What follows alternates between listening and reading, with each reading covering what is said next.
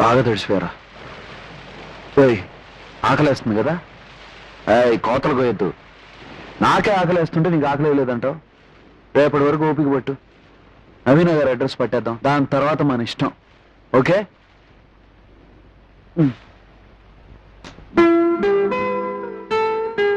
ఇదేరా నవీన గారు ఇండియాలో ఇచ్చిన అడ్రస్. ఆమె ఈ ఊళ్ళోనే ఎక్కడ ఉన్నారు, మనమేమో ఇక్కడ ఉన్నాం. ఎలా? నిన్న ఒక మాట అడుగుతాను, నిజం చెప్తావా? నవీన గారు చాలా అందంగా ఉంటారు కదరా.